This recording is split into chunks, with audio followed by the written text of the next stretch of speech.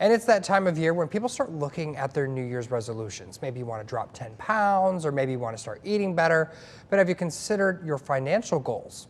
Joining us to help us set those goals into motion is Drew Kampman with True Financial Partners in Bettendorf. Good morning, Drew. Thank you so much for joining us. Good morning, David. Good to be with you today. Well, I think the first question that we want to answer is, what is the first thing we need to know when setting a financial goal? Well, whether it's weight loss or it's financial, you really need a true picture of where you're at and understanding where you're at in order to get to where you want to go. So you really need to understand financially how much you're spending each month and on what. And this can be addressed in your budget or what I also call a spending plan. And this is a great exercise where you want to sit down and you want to list everything you spend your money on each and every month. And that means what you're spending money on and how much. That's and this scary. is going to give you a true picture. No pun intended, exercise, right?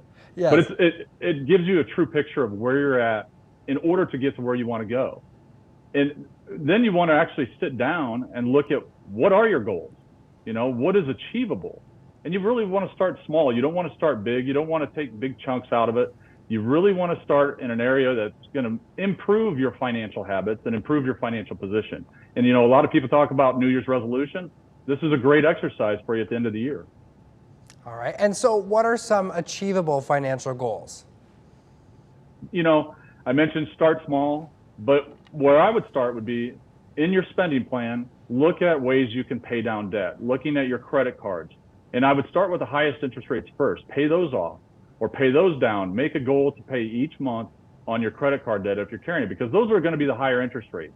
And then you want to look at maybe I want to put more money towards the principal on my mortgage. Maybe it's $50 a month. This is achievable. If you look at how can I increase my savings each month? If you have a 401k plan at work, maybe you want to increase that 1%. Because technology allows you actually to adjust that each year. At the end of the year, you could adjust it so it automatically would go up 1% each year. Or if you don't have an employer plan, maybe you want to look at opening an IRA or a Roth IRA.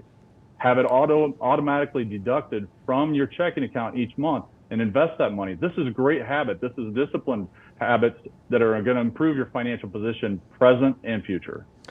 I got to ask, with today's Consumer Price Index report that just came out a couple of hours ago showing, that inflation's still sitting at over 7%, and of course there's people on one side that say that we're heading toward a recession for the new year. How do we set goals to really maybe pay off a lot of our debts without overextending ourselves?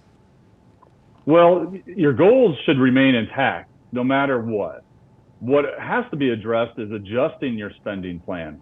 You may have to sacrifice in areas that you're not used to. So in your spending plan, maybe you have fixed costs and you have discretionary spending, like going out to eat or things like that. But when you see costs of fuel go up, costs of food go up, you really want to be engaged in your spending plan each and every month and monitoring that and seeing where you may have to back off in your discretionary spending in order to continue to stay intact with the goals you have in mind for the year. So the budget is a living, breathing thing. You got to adjust based on what is going on in the world. So how do we know if we've been successful at the end of the year? Well, here we are at the end of the year, 2022.